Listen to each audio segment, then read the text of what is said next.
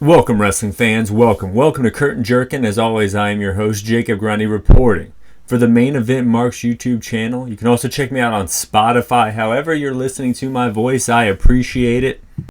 We're going to be talking about AEW Full Gear, WWE Raw and Smackdown. We're even going to be talking about MCW, where Matt Riddle is going to make his first wrestling appearance since leaving WWE February 3rd. That's all we're really going to talk about MCW. I remember MCW about 8 years ago. They were making waves in the indie scene. They host the Shamrock Cup, which is a bigger deal up in that area. They've also have a wrestling school where Velveteen Dream and Leo Rush came out of.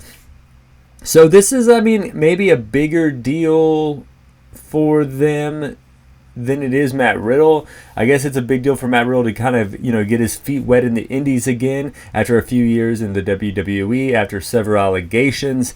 It's going to be kind of interesting to see how the indie scene takes him right now. Of course, he's a big star. He has that legitimate UFC background. He has a WWE run in him. But he also has several allegations and things like that. So it's going to be interesting to kind of follow Matt Riddle's indie run. I'm more interested than I am excited about it here. But let's just jump right into WWE. We had SmackDown on Friday, Road Dogg on commentary, Damage Control in the ring, Bayley increasingly kind of being out of the loop here. Of course, Kairi, Io, and Asuka speaking in Japanese, possibly about Bayley. Bayley kind of showcasing her paranoia here, not understanding Japanese herself. But, this is pretty good here. I feel like this is kind of an interesting way to go about this, and I do think that it's going to end with Bayley getting kicked out the group, joining the good guys, so to speak. And speaking of joining the good guys, Becky Lynch, fresh off being the worst Celebrity Jeopardy contestant ever, joined the other team against Damage Control in War Games. Solid teams. Little storyline going on between the heel faction. Ragtag group of good guys going against the heel faction. Sign me up. This is a good build to what should be a fun match. Paul Heyman hyping up Solo's win against John Cena with Jimmy and Solo in the ring with him. Gets interrupted by LA Knight, and then we get a Jimmy Uso versus LA Knight match. BFT 1, 2, 3. LA Knight getting the victory. Solo comes out right after, and Knight gets hit with the spike. Despite this beatdown after the match and Cody kind of coming out to make the save, I do think that LA Knight is staying hot. Doesn't seem to be losing much momentum after losing to Roman, which is good, which is, kind of my worry with this whole Roman feud in LA Knight. He's wrestling a guy that isn't there, so then he's kind of wrestling his underlings. And if you're wrestling your underlings, you kind of have to, are you going to be put on the same level as these underlings, so to speak? And I don't think so. I think they're doing a good job kind of keeping him slightly above Jimmy and Solo. And, everyone's kind of under Roman, so that's okay. Also, LWO imploding. Santos Escobar unapologetic for taking out the GOAT, Rey Mysterio. Zelina gets out there, bitch slaps his ass for talking shit about Rey Mysterio. And the others kind of start to turn on them, but then he starts attacking them. Carlito's music hits. The catalyst for all this when he got invited into the group. And then Escobar hightails it. This is setting up an amazing match between Carlito, of all people, back in the WWE after all these years, in a great storyline after a decade. Some more lucha on the show, of course. Dragon Lee versus Axiom, the former A-Kid in NXT UK. These guys were going off. Neither man could put away the other. One-arm Liger Bomb from Dragon Lee. 1, 2. No. Destino or Operation Dragon. 1, 2, 3. Great match. Another match was North Carolina's own Cameron Grimes versus Grayson Waller. Austin Theory on commentary. Ends up eating a boot from Grimes, but that was enough of a distraction for Waller to get the victory. 1, 2, 3. SmackDown also showed a tag match, Pretty Deadly versus Brawling Bruiser versus Street Profits, which allows Street Profits to get the victory, which made them number one contenders. So solid episode of SmackDown. I feel like, if they can build Escobar the way they built LA Knight, but LA Knight kind of grabbed the brass ring, so to speak, but, the former LWO leader, I feel like he can talk, he can go in the ring.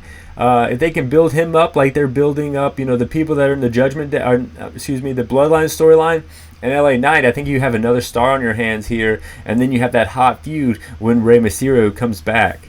Going over to Monday Night Raw, Drew kicks off the show. Has Drew joined the Judgment Day? He says no. I don't know. Spills out with both teams face to face, with Adam Pearce trying to stop the brawl, but the good guys are a man down. Or a fucking Viper down. Pierce gives them until 9 o'clock to pick a partner. Drew attacking Jay after he already beat him. Judgment Day joins in on the onslaught, the assault. Cody comes out to even the odds along with Seth Rollins, Sami Zayn, and a bunch of freaking chairs. Cody reveals that the fifth member of the team is someone he has legacy with. Someone who is an apex predator. He says everything but reveals who it is. But of course we know it's Randy Orton. He's already in the graphics. Jumping over to the other War Games match again. The women's match, Damage Control tried to gang up on Becky Lynch, but Charlotte, Shotzi, and Bianca aren't going to sit back and let that shit happen. There's a full-blown brawl between the 10 ladies, which is good. I mean, you didn't really have to do much. You just kind of had to remind us this match was happening, which this brawl did. For another match on the show, for anyone who needed a bathroom break or to grab a snack, or for anyone who was looking for an excuse to change the channel, Raquel Gonzalez and Nia Jax went at it. Raquel can't lift Nia, and that was the beginning of the end for her. Nia gets the win 1-2-3. Not a bad match. Joking about changing the channel, of course, but I mean, this match doesn't really excite me, but the storyline was good and it was done well. The women's tag championships were on the line, or the number one contender for the championship was on the line. Kate Carter and Chance,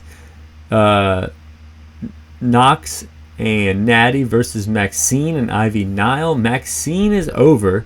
Tegan and Natty end up getting the victory, though, for a match that, I don't think we're going to see on the show. I don't know. I guess this is going to be next week on Raw or something like that. Walter and the Miz promo. Gunther, excuse me. I'm making all kinds of mistakes today. Gunther telling Miz he doesn't belong in the ring. Gunther shitting on Miz and that starts a USA chant, kind of showcasing they don't really know what's going on, but they know they got to boo Gunther, and they do a USA chant. And Gunther just calls him out. This is silly. That doesn't matter to them. These random letters that they're shouting out. And then he starts bullying the Miz, starts pushing him around a little bit. Miz fires back. And I think this could be the best match at Survivor Series. Chad Gable versus Nakamura was also on the show. Cole calls Gable Angle before he hits a flying headbutt. 1-2. No. German 1-2. Nakamura kicks out. Won't stay down. Gable goes for a moonsault. Eats a boot in the process. Nakamura with the momentum, but then gets caught in an ankle lock. Nakamura counters a German 1-2-3 and steals the victory in a great match here. So I think the Chad Gable Nakamura match was good. The Dragon Lee versus Axiom match was good. A really storyline focused WWE television product is having some good matches as of late, which is pretty good. But jumping over to Survivor Series, let's give some predictions here. Men's War Games, I think you're going to have Judgment Day win while teasing tension with Drew somehow. Women's War Games, I would have Damage Control lose with something that will happen that causes them to disband or kick out Bayley, so Bayley can be a face. She's been a heel for like 4 years, like pre-pandemic. Gunther and Miz, I think they are going to have Miz win, but I don't want that to happen, but I think Miz will win. Rhea versus Starks. Rhea feels weird to even state why, but I mean, of course, she's just way more over than Starks. This is just to get Rhea on the show. Carlito and Escobar. Escobar is going to win in a way that showcases how big of a dick he is. Those are my predictions for Survivor Series. But a big prediction, kind of something that I think is eclipsing the outcomes of the matches. Will CM Punk be at Survivor Series? Of course, it's in Chicago, his hometown, and of course, he's freed up. He got fired from AEW. And will CM Punk be there, you ask? Maybe if he buys a fucking ticket. I do not see him coming back to WWE. Seth Rollins has publicly spoken out against him. Last time Punk was there, he was on top. And we all know that he can be a bit of a dick. So he probably was a dick to all the up-and-comers. And if you look at the up-and-comers at the time, Seth, Roman, we already know that he was kind of a dick to Kevin Owens when they were both in Ring of Honor about Kevin Owens' kind of being a little out of shape. Those are some big stars who can speak out against him and maybe put their foot down about him coming back. He left on bad terms, and where he went after, he left on even worse terms. WWE is doing really well right now. They don't need to do like a little trick here to get ratings. Ratings are going up. They don't need to do a trick here to get more tickets sold. WrestleMania is already sold out, and I think this Survivor Series is already sold out. So almost everything is looking good for them, except for they're probably going to lose the Fox deal. And Fox was the only reason they started fucking with CM Punk in that one talk show they did a few years ago anyway. So if Fox and them are on the outs, there's really no reason or anyone that I see sticking up for CM Punk within the company. Maybe like Tamina or something like that. I know that is who let him in last time backstage when he was still signed with AEW. He was going backstage to WWE, and I'm sure that didn't help matters while he was there. With that being said, I do hope I am wrong. I love CM Punk. I would love to see a moment where he comes back to WWE. Jumping over to AEW, Ronda Rousey on ROH. I'm not a fan of Ronda Rousey. I do think she did a pretty good job in that match with her and, I forget her name, but SummerSlam. On her exit, she did a pretty good match here. She had a pretty good feud. I know she was at Wrestling Revolver, Sami Callihan's promotion in LA, and they did a match, or they did something teasing her and Athena. And if I'm not mistaken, that's why she appeared in Ring of Honor, was to kind of progress that storyline going with her and Athena. That could be a good match. I don't watch Ring of Honor, so I'm not too worried about what happens on that show. Hold on, let me adjust some stuff here with my microphone. There we go. I hope that's better for everybody. It was showing up that it was kind of the fan on my computer was disrupting how things feel, as I think I'm talking to you guys pretty loudly. I'm adjusting on the fly. We're calling it in the ring as I'm recording, so to speak. But jumping over to AEW, continually talking about AEW, there was a contract signing. And it was Will Ospreay. I think that's a bit of a disappointment because we already seen Will Ospreay on AEW television like all year. This does mean he's leaving New Japan, where I feel like he had his best work for years. He kind of, came to be a household name over in New Japan. And AEW is packed. I was talking to someone on Twitter about this, and I was saying, hey, tons of guys signed to AEW, and then you don't ever really see them that much. So it would be a shame to see the best wrestler in the world not be able to be seen that much.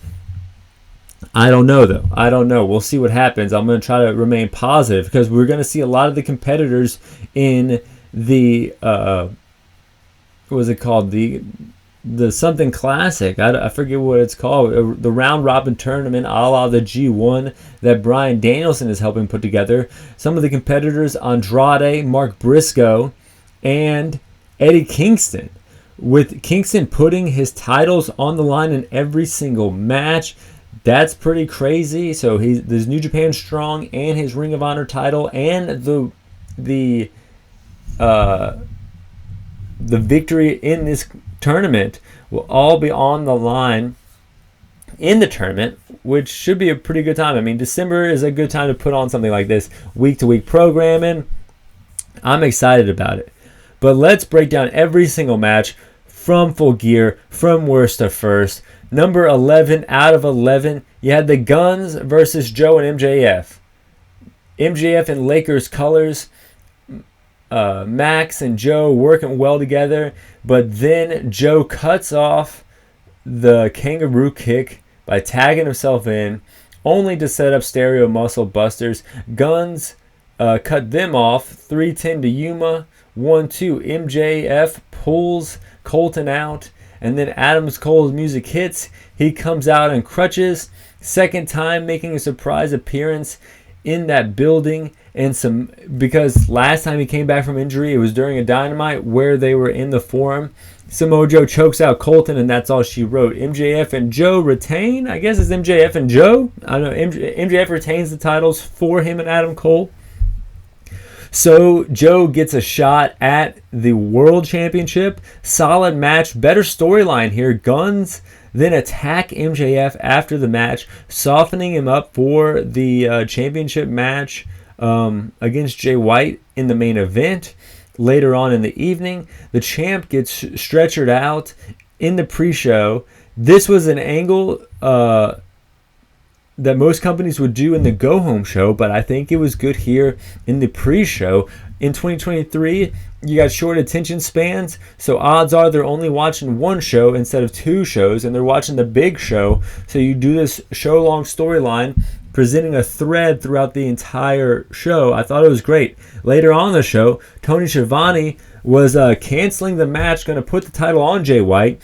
Adam Cole's music hits. He doesn't let that happen. And for a while there, we thought that Adam Cole was going to wrestle in crutches, completely broken down body, against Jay White for his buddy's World Championship, which, you know, of course that didn't happen, we know now, but I think that was kind of a cool hook to see what would happen in the main event. Number 10, Statlander versus Sky Blue versus Julia Hart. Champ slamming both opponents on each other at the same damn time. Julia with a sick moonsault, 1-2. Statlander breaks it up. Code Blue, 1-2. Statlander kicks out. Julia Hart knocks Statlander out of the way. Pins Sky Blue, 1-2. She steals one, and by one I mean the TBS Championship, the third ever TBS champion, homegrown talent Julia freaking Hart. Who would have believed it 3 years ago when she debuted as a cheerleader? I wouldn't have. She got misted. She joined House of Black, and then while she was in this new cool dark gimmick, she was learning how to wrestle like before her eyes. She mentioned it in the media scrum afterwards. Do I think she's the best wrestler on the card? Fuck no. Do I think that she's leagues better than she was? Yes, and I think that you can do a lot here with her in this faction for the TBS Championship, and maybe Statlander has bigger and better things going after the World Championship. They really didn't know what to do with her, with Statlander, when she had this championship. Like, this happens a lot in AEW, is you put the title on somebody and then you don't know what to do when they have the title. So Statlander just had this title, and she kind of had to join in on the Sky Blue Julia Hart feud to even have a match on this pay-per-view as the title holder. So hopefully now with Julia Hart having the championship, they can do things with this title that they weren't doing before, like the Mist and all that. They can play into that kind of story arc, and then Statlander can maybe go up against the champion Tony Storm. I did put this match 10th, but every match on this show is pretty damn good. So these lower ranked matches are still worth your time to check out, including the Ring of Honor World Championship match that sits at number 9, kicking off 0 Hour. Eddie Kingston and Jay Lethal. Ortiz shows up, but whose side is he on? He's on Kingston's side. Took Sanjay out with a guitar, half and half. 1, 2, 3. Kingston gets the victory. And then he announces that the winner of the tournament will get the ROH and New Japan Strong title at the Continental Classic. That's the fucking name I couldn't remember. Number 8, Tony Storm versus Hikaru Shida. Maria May's fine ass watching backstage. Luther very ceremoniously gives Tony a shoe. 1, 2. No, they always kick out of weapons in AEW. Falcon Arrow from Shida, and we all know that they kick out of Falcon Arrows and Michinoku drivers in AEW, so there was a 2 count there as well. Going through the AEW staples here in this women's title match, Luther stops the kendo stick from being applied to Toni Storm via Hikaru Shida beating Toni Storm with it. She had a metal tray on her left butt cheek and just rams her ass in the face of her opponent via a hip attack. 1, 2, 3. We have a new champion. Mariah May brings out flowers for her at the end, kind of like what they do in Stardom here. And Toni Storm just eating it up, loving the flowers. And I think we're going to get Mariah May versus Toni Storm. I think we're going to get Chris Statlander and Toni Storm. I think that Britt Baker coming back would be good. I think also, I'm blanking on her name, but she did very well with the title last year before she got injured. And hopefully you guys are screaming the name at me. I cannot remember to save my life. But, they have tons of matches they could do with Toni Storm. The gimmick is over, and that helps get the title over, because I feel like at times this title really didn't feel like much in the AEW world. So I think putting it on someone who has a gimmick that's over and is hot as hell will help. Going on to number 7, Mox versus Cassidy International title, former main event, now in the middle of the show to get the title back on track. Mox bleeding, Cassidy holding his own. Then slowly Mox builds momentum back again, turnbuckle exposed, Mox eats it. Cassidy ends up getting the win. Maybe they thought it was better to just put the title back on the guy who made it. Maybe this is what they were shooting for the whole time. Either way, Cassidy is now the new international champion for the second time. Cesaro versus Buddy Murphy. We want mommy chants, LA crowd taunting Buddy. Meteor countered by a giant swing. Murphy did the jackhammer into a crossface. Claudio wins, and we get the stare down between the two, but no handshake. I hope this is the sign of things to come. This match was great, and it was on the pre-show, and I ranked it really high because I really like this match. Then number 5 out of 11, Christian, Nick Wayne, and Luchasaurus versus Sting, Darby, and Adam Copeland with Ric Flair in their corner. The good guys, they gingerly touch their tips of their bats as they walk to the ring, revealing matching gear. Steve-O in the house, safe to attend a wrestling show now that Umaga is not on the AEW roster, let's just say. Darby takes a nasty bump as always as he gets chokeslammed from the ring over the top rope on the apron as he spills to the floor from Luchasaurus. Then later hits a code red off the top, but he needs a tag. Gets the hot tag from Edge. Sting dives over Flair off the apron, which was a cool spot, and Christian hits the low blow to Ric Flair, just to showcase he's an asshole. Accidentally clocks Luchasaurus with the title.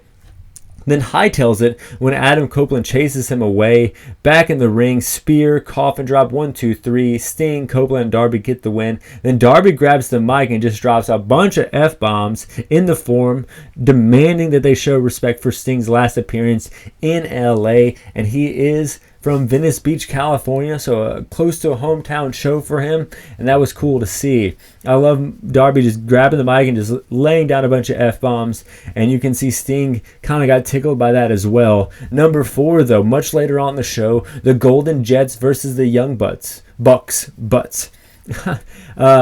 Jets in control, but then slowly the Bucks get the momentum, going after the arm of Jericho. Stopping the Judas effect from taking place is kind of, their mission operation.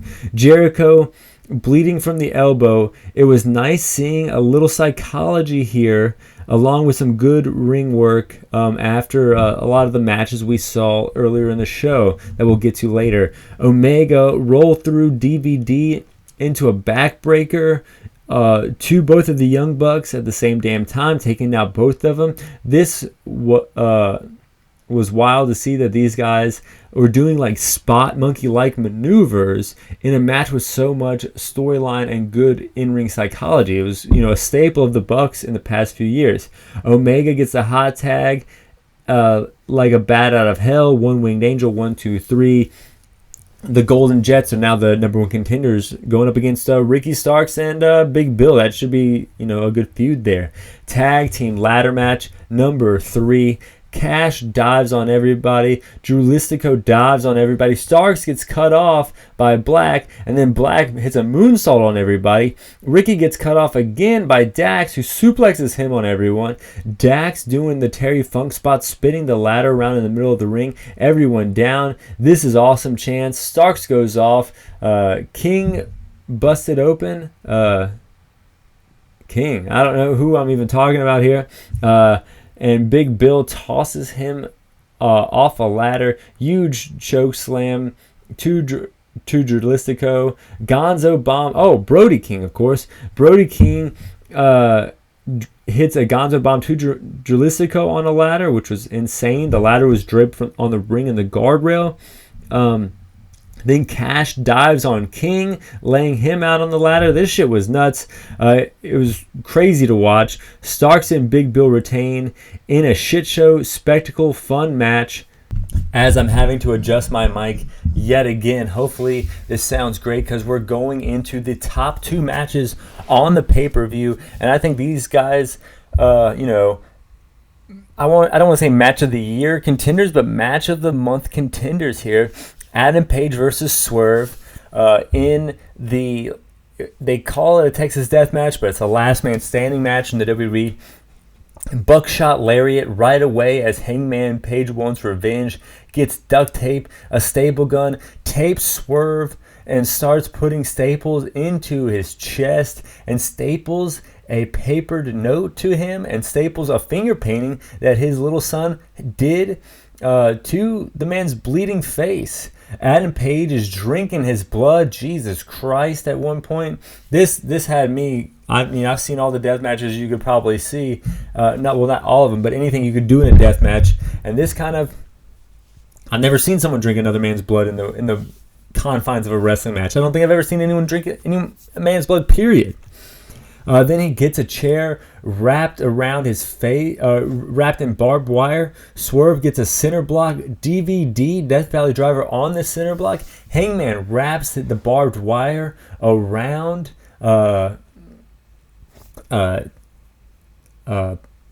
Swerve and does a fallaway slam. Pile driver on a chair. Just some psycho shit going down here. Swerve connects with the chair, and a strand of barbed wire that was wrapped around the chair kind of like whips around the front of Hangman and like hooks his face at one point. That was kind of nuts. Swerve stomp on the chair. Swerve pours a bunch of glass on Hangman's back and hits a 450. I'm not sure if this was real glass, CM Punk. Maybe he was watching this in disgust. You can all tell him to cry a river because this match was great here. Hopefully I'm speaking clearly into this microphone as I am having to adjust and talk about how crazy this match was. Nana saves Swerve. Brian Cage comes out, and I'm thinking, where were you like 20 minutes ago, guys? You had your buddy here getting stapled his mouth shut or whatever the hell was going on, and you guys were just watching in the back. But then you come out like 20 minutes later to just relentlessly hit power bombs to Hangman Page. Page fires back, takes out Cage, and then hits a deadeye to Prince Nana, who was trying to maybe charm his way out of this ass beating by doing his popular little dance that I'm doing right now that you can't see because this is audio fucking only. Then Swerve comes around with another cinder block. Swerve ends up taking Hangman Page out with the chain. I hope this sets up another match because the wrong guy won, goddammit. Can we not remember after all of this home invader, this man that is a complete creep who threatened Hangman Page's family, ended up winning this bloodbath of a match. Of course, he's put over, but I want to see more revenge. This match, it cannot end this way. We need to see Adam Page get his revenge on Swerve. This match was nuts. This was a psycho behavior. I usually would say that this was the best match on the show for the sheer spectacle and violence of it, but there was one match better than it, and it was the main event. MJF versus Jay White. Adam Cole comes out in crutches, representing MJF. Jay White with the Guns without Juice Robinson, which is weird. Tony Storm, his faction mates. It's in LA. Where was Juice Robinson during all this? They announced that both competitors, are in this match. They announced it just like it's going to happen with Cole and Jay White. And then you hear the ambulance siren. Cheers through the forum. Shows MJF driving the ambulance, limps out to the ring. His music hits, the place erupts. Staff trying to stop him. Guns get involved behind the ref's back, and they get caught. Bryce Rimsberg, the referee, sends them to the fucking back. MJF biting Jay White. Huge pop. He motions for the kangaroo kick. He connects. Chop block from White. So he gets the upper hand through taking out the already injured leg. MJF puts him through a table, then does the Macho Man style elbow drop from the top rope onto the floor. No table to break this fall. Dragon screws from Jay White on the injured leg. As both men are beating the 10 count, allowing him to get the upper hand. They're going back and forth. Neither man can truly beat the other one. MJF leaps over the top rope to hit a cutter to Jay White on the apron as they spill to the floor. That was a feat of athleticism. It's really interesting to watch MJF. I think this is what puts him above a lot of the other wrestlers, is the in-ring psychology of it all. Like, he can get bigger pops doing things like biting people, hitting kangaroo kicks, double clotheslines, and even gets a little merch money out of it as well. But then here he goes doing what is, the athletic and physical understanding of just a dive, but he dives over the top rope and ends up turning into a cutter, which, a lot of people wouldn't do. Let me get back to where my notes are here. Lots of storyline in this match, but the body of the match was killer too. The doctor comes out to the ring. MJF flicks him off to crickets. I thought this would get a big pop. He flicks off the doctor. No one cared about him flicking off the doctor, but they loved the rest of the match. I loved him flicking off the doctor.